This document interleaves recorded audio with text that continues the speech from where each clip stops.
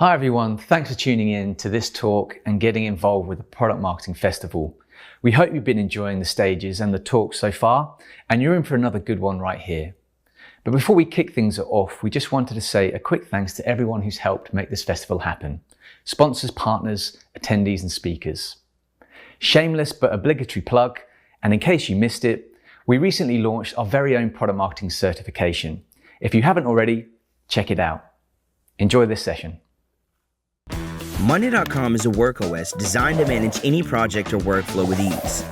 The flexibility of the platform empowers teams to work in a fast, dynamic way. Let's start with a board. Here is where the magic happens. It's a fully customizable table where you can shape any workflow in minutes. From sales and marketing to HR, support, and engineering, you name it.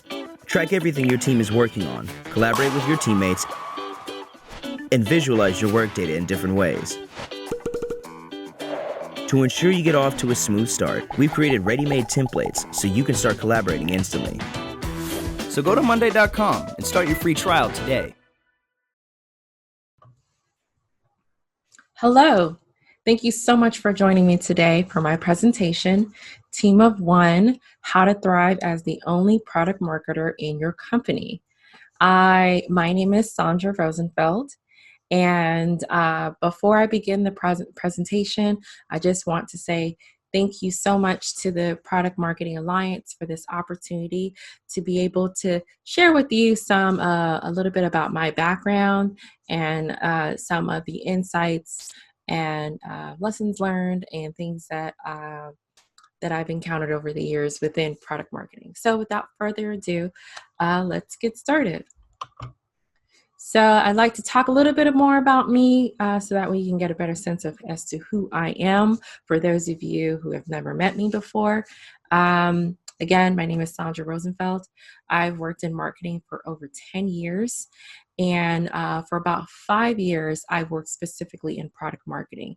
And I absolutely love the work. And I really find that the work is interesting and fulfilling at the same time. So I really feel like I found my niche. So I'm excited to talk to you more about that. The bulk of my work has been very much within the B2B space. I've worked with a variety of consumer and tech brands, including AT&T, Samsung, TomTom, Garmin, and now I work as a product marketing manager at Experian. And it's been a great experience so far. I'm also the PMA ambassador for the Southern California chapter. And I really enjoy being able to really engage some of our members within this area and really just showcasing that there are a lot of opportunities to network within our region. So before I continue, I do want to share that the views that are expressed within this presentation are my own. I do not represent my current or any of my past employers, and none of the expressions, strategies, opinions, or even positions that are shared within this presentation do not represent my current or past employer. So I wanted to share that with you all before we get going. So as you can see on the screen here, according to the recently published 2020 PMA report, about 21.5% of product marketers within our community that were surveyed, they say they work alone. And I wanted to point this out because when I started off in my journey early on within product marketing, I was the only product marketer within my organization. And I thought I was the only one that was having this type of experience. It was tough because I did not have anyone else to talk to about the specifics when it comes to product marketing efforts, to be able to share ideas, best practices. So it was challenging. But as I went along in my career within as a product marketer, I realized just from communicating with a lot of people, I wasn't the only one that had that experience. And I'm sure you feel the same way. There are a lot of people within our community that are actually the sole product marketer. They're the only product marketer within their respective companies. And so just from having those conversations, I realized that there are a lot of challenges that we all face in terms of some of us are coming in for the first time as a sole product marketer and not even sure where to start and where to begin. So I figured this would be a great opportunity for us to have that conversation. And so hopefully within this presentation, I can share with you some of my thoughts, and don't take it as the end all be all, but hopefully you're able to learn some things that will be helpful to you in the work that you do. So as you look at this graphic, it will probably resonate with you such that as the sole product marketer, you are inundated with all kinds of requests, inquiries, and challenges and projects that come your way. So you have all kinds of not only numerous projects that are coming your way, you have competing priorities and you're trying to figure out how to handle all that. And at the same time, you have lots of deliverables to go along with that. So you're trying to figure out where do you begin? How do you manage your time? How do you figure out where to start? And what is the most effective use of your time? And so hopefully I can provide you with a framework to help you begin to think about that and figure out how to go from there. So with that said, I want to say, as you're thinking about how to be an effective sole product marketer within your organization, I encourage you to use your voice. I encourage you to amplify to the rest of the organization your needs, your desires. Bring attention to the work that you're doing. Bring attention to everyone else, not only just your boss, to your manager, but then also to others that you collaborate with. Speak up and share with them the needs that you have and figure out how the best approach and the best way to be able to help you achieve those needs. Because when you look at it, you're not on an island. That's actually something that one of my former colleagues shared with me. As a sole product marketer, I thought I was on an island. It's all on me. I got to figure this all out by myself. Every now and then I check in with my boss. I talk about the work that I'm doing. And then from there, I get some instructions, I get some feedback, and then I just go back out there. But I'm still on my own. And so I was told by one of my colleagues from a different team, he told me, he said, "Hey, checking in, how's it going?" And I was telling him about all this work that I have to do. He said, "Okay, that's great. I'd be more than happy to help in whatever way I can. But just so you know, you're not on an island.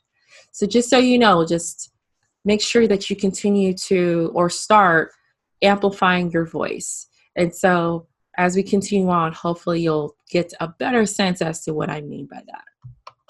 So starting off with the letter V, vision.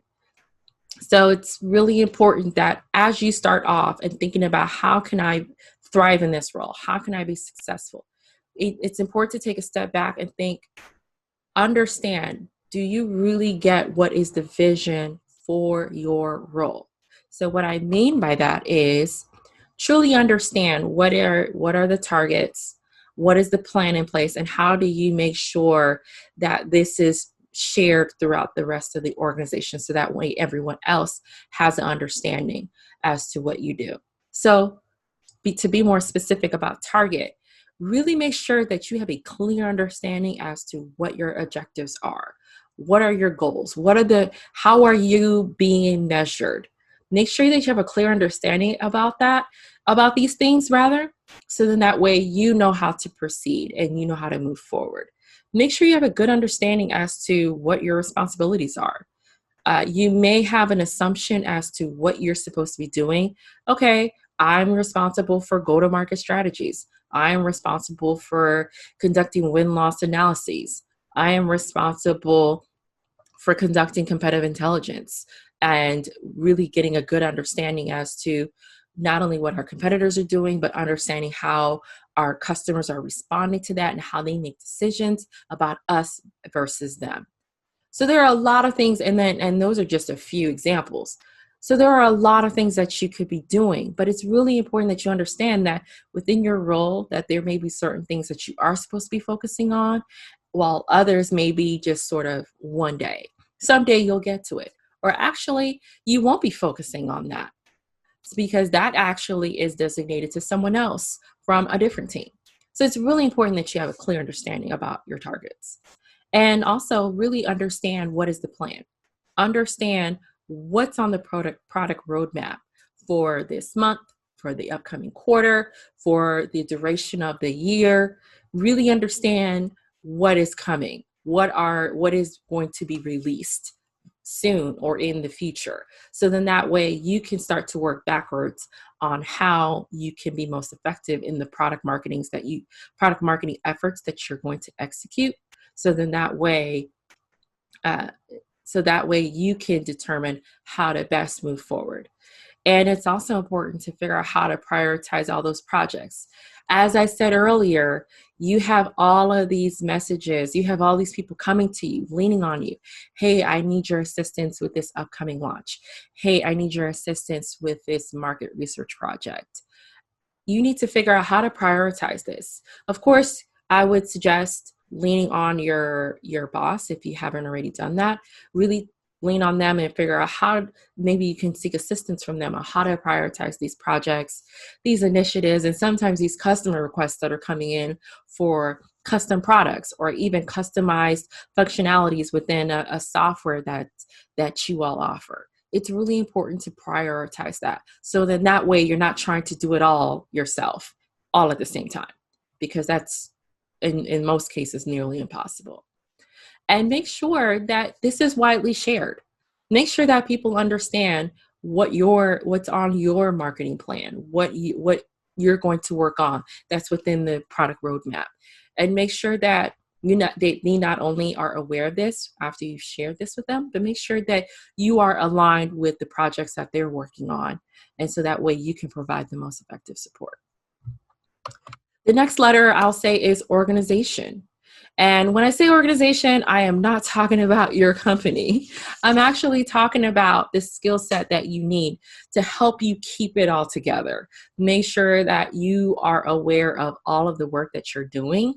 So then that way, as you're going along and you're managing the various projects, you can keep it all together. So think of it as an analogy that I like to think about is juggling. You have all these balls in the air and you want to make sure that you keep them all in the air. You don't drop any, even though we all know that every now and then they do drop, but you want to make sure that you minimize the times that happens. So you want to make sure that you can keep it all together.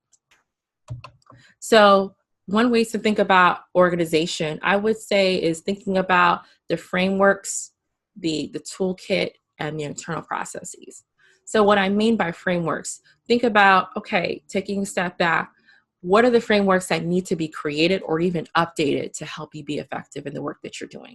So for example, thinking about the go-to-market strategies, looking at that plan, looking at the launch plan, thinking about, okay, is this the most recent version of it? Do I need to make any updates to how we structure our strategy, how we lay out and list the tactical activities, the efforts that need to be executed, not only by myself, but other team members and the collaborators that I work with? Make sure that all of that is clear and make sure that it is current and that the other teams are aware of it. I would also think about when it comes to your toolkit, think about the tools of choice that are going to help you within your role. Specifically thinking about those sales enablement tools. Are you going to use HighSpot? Are you going to use Seismic? When it comes to project management tools, are you going to use Asana? Are you going to use Write? There are a number of tools that are out there. It's important that you determine what's the best tool that's available out there for you to use. Now, a lot of times the choice may have already been made for you, which is fine. But it's important that you are aware of it and just really just delve into it and make sure that you find the best way to use it so that way you can stay organized and be effective in your role. And lastly here, internal processes. What I mean by that is just really understanding how, as a product marketer, how do you fit into the organizational structure? How do you go about how do you fit into the foundation that is already established, and understanding the routines that are in place, and the other processes and systems that are in place. How do you fit into that to make sure that as we look at the product life cycle, as we look at the sales cycle for our customers, making sure that the work that's being done fits into that. So it's important to have this have this awareness. So then that way, as you are not only doing this work, but then you are also trying to understand the company standards and the industry standards of practice that are in place. What I mean by these standards of practices, just thinking about how do you all do business internally? Thinking about how, especially, I'll add this in. Think about how if you are, let's say, in a heavily regulated industry, such as healthcare, or we work in finance. There are very strict laws and rules and guidelines um, and compliance acts that you have to follow, and that will definitely influence and impact the work that you do. So, for example, as I mentioned with healthcare, you have to be very clear and understand HIPAA. When you are in the finance industry, for example, you have to be very mindful of the FCRA, because that's very important in terms of how you and your customers collect consumer data and how that's used to make credit lending decisions. So it's really important that you understand not only your company standards and how they operate and how they do their business, but at the same time, understanding those industry standards, those regulatory acts that are out there that impact the work that you do. The next letter is influence. This is very important in understanding how do you go about persuading your colleagues? How do you go about persuading your external audiences to buy from you? So it's really important that you think about how do you go about doing that. And so for those that are new to the role, being a strong influencer is really going to be key to you. For those that are already in this role, you know that this is something that you do directly and indirectly every single day. So it's really important to think about how do you sharpen this tool as you continue in your career. So in thinking about influence, what I used here is I leaned heavily on the one of the popular books out there about influence by Robert Cialdini. The book is Influence: The Power of Persuasion. Some of you may have read the book and you're very familiar, with the 6 principles that are detailed within the book. Some of you may not, and so I encourage you purchase the book or even borrow the book from your local library and just read through it and just get an understanding to the different principles that are out there to be very influential within your work environment. And so here, as you can see, I've listed out engagement, persuasion, and negotiation. These are very key tools, skill sets that you'll need to be able to help you be a strong influencer within your respective cross-functional teams.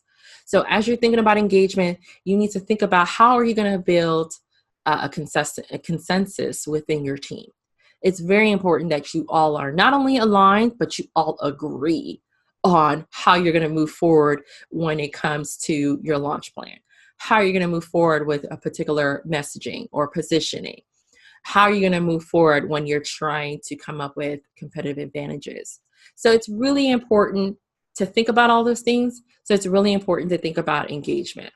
And as you move along, think about those conversations that you may be having. How are you going to persuade your colleagues to side with you? So it's really important that you offer helpful support.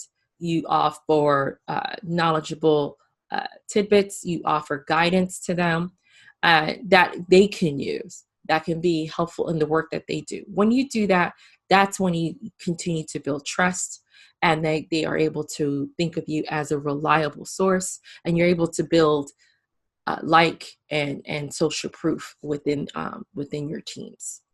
And lastly here, negotiation. It's really important that you lead with the intent of reciprocity. This is going to help you build continual relationships. So as you're thinking about working with that product manager, as you're thinking about dealing with that sales director, you have to think about, how can I create mutual benefits here? So then that way we can continue to build and grow together, and we are able to all achieve the goals that have been assigned to us and designated to us by senior leadership. So those are some things to think about as you are thinking about, as you consider how to be a strong influencer within your teams, and also really truly leveraging your voice. Next, I would say collaboration. So there are different types of ways to collaborate.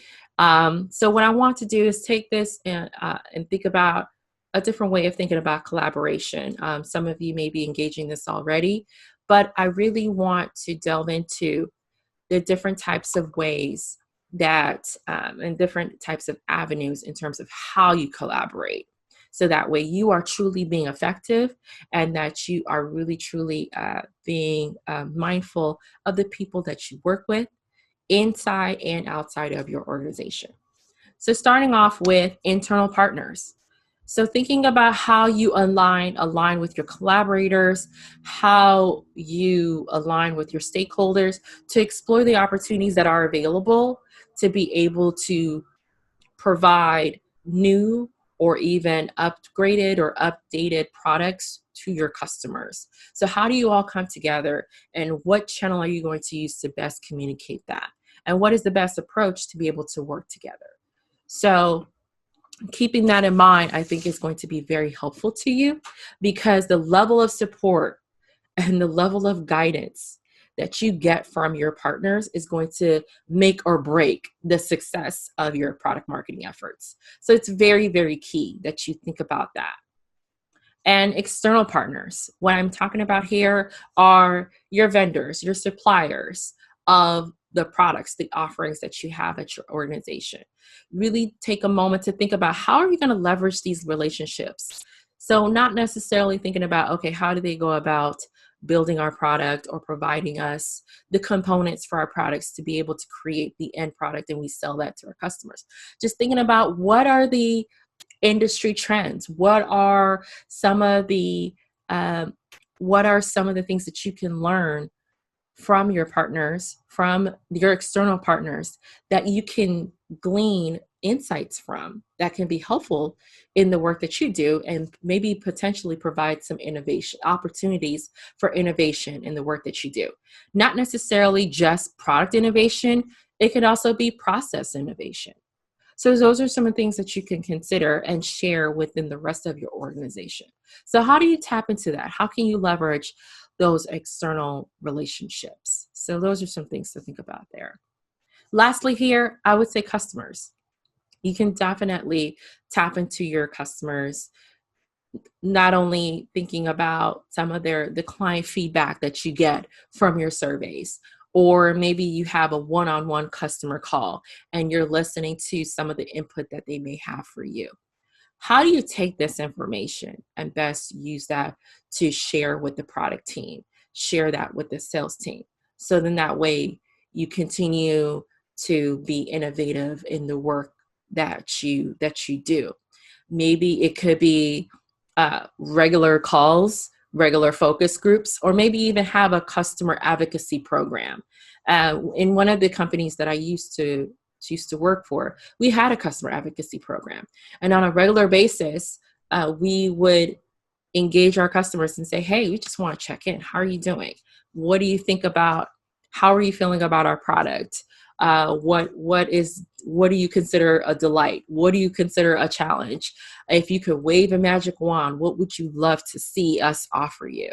So those are some of the things that you could think about, and maybe have an informal or formalized program to allow you to capture some of those insights, capture that information to help you in the work that you're doing. So when you're thinking about collaboration, it doesn't have to just be with the internal teams that you work with. It could also be your external audiences, some of your existing customers, and also the vendors and suppliers that you work with. And so, last but not least, I want to talk about empathy. I think this is something that I don't hear too much about, but I wanted to emphasize that here within this presentation because I think it's very key to show a sense of compassion, to show a sense of understanding and appreciation for the people that we work with and also for the customers that buy from us. I think that goes a long way when we think from when we think about customer empathy, when we think about empathizing with our colleagues. So then that way that can help drive the work that we do. So to delve a little bit deeper into that, I want to share these three items with you just to take that a little bit further. So when you think about empathy, think about empowerment. Think about the collaborators, the stakeholders that you work with, specifically collaborators actually. Think about how you can provide them the space, giving them the permission to be able to take the appropriate steps, and they are able to make good decisions on the work that they do. And so when you provide them that support, when you acknowledge the work that they do, you acknowledge their expertise and allow them to be able to shine, you're essentially making them the hero of the story, allowing them to shine, allowing them to do well. And so it's important that we consider that in the relationship building that we do. Next, I would say emotional intelligence, also known as EQ. It's important that you think about how do you not only understand your emotions, how do you also manage them? This is a very critical skill that is going to be helpful to you in a lot of different ways. So as you're moving along in your leadership, as you are progressing in your career and growing within your role as a leader within your organization, it's really important that you are well in tune with your emotions and what triggers your emotions, how you react to certain scenarios, to certain situations. Because as you do this is going to be very helpful to you as you deliver feedback to people that report to you, or even the people that work within your cross-functional teams, how you collaborate with others, how do you provide coaching. This is very important to be able to have that strong understanding so that way you can be effective in doing this work. And, lastly here, education. And what I mean by that is taking a moment to provide adequate information so that way people understand the work that you do. I'm sure that many of you can raise your hand along with me if you have been in a scenario where you've had to explain to someone, what does a product marketer do, right? What is product marketing? I'm sure many of you have had to explain many times over what you do on a regular basis, because most people just think, well, you probably just send out emails, right? You post on social media. That's it, right? There's so much more to product marketing than just that. So a lot of times you may find yourself having to teach. You may find yourself having to school someone on what a product marketer does. So this is where you have a great opportunity to be able to inform others about the work that you do. So that way they have a better sense on how to engage you and how to work with you. Also, you should take the opportunity to learn from them. Don't lean on past information or past business relationships that you've had, or assumptions that you may make. It's really important that you take a moment and just learn and say, okay, hey, product manager, I know I have a sense as to what you do because I've worked with product managers before, but why don't you tell me what you do day to day? So that way you have an understanding what you do, because you may learn something, because the way they do product management may be slightly different from the product management work that you have encountered in other companies or in other divisions, even within your organization, or even just from one product manager to another, and they work side by side. Their styles may be different. So it's really important that you take a moment to learn and understand, because that is going to be helpful to you when you do the work with them. So, and then lastly here, when it comes to education, really take a moment to make sure that you continue to educate yourself about your customers, about your target audiences. You don't want to rely on data points, on insights that may have been presented to you from years ago, or maybe even from a different organization. It's really important that you make this a continual process. Continue to understand, learn, and pay attention to the needs, the pain points, the challenges of your customers, of your prospective clients. Make sure you understand that so then that way you are able to leverage that and the work that you do and the content that you produce and the strategies that you develop. So with that said, I'll just summarize the framework that I just laid out for you. So when you are in your team of one in product marketing, the best way that you can thrive is just leveraging your voice. So hopefully with a clear view of your vision and that you have a strong organizational skills and that you have a strong toolkit, frameworks to help you do so, and that you have a strong influence within your organization, and that you are not only collaborative internally but also externally, and that you operate from a place of an um, empathetic viewpoint, then I think that you can be successful in your role. So as I said earlier, early on in this conversation, this is not the end all be all, and I hope that this framework can be helpful to you in the work that you do. And so with that said, thank you again for your time. Thank you so much for joining me. And I hope this information was helpful to you. And hopefully this is not the end of the conversation. We can continue it. So please find me on LinkedIn. I'd love to connect. Let's continue to chat and talk about this so that way we can all thrive together. Whether it's you're a team of one or a team of 10 product marketers, hopefully we can all work together. So then that way you can leverage your voice. So then that way you're helpful to your internal teams. You are helpful to your external partners, but then also you can leverage your product marketing alliance community so we can all work together. So thank you again for your time.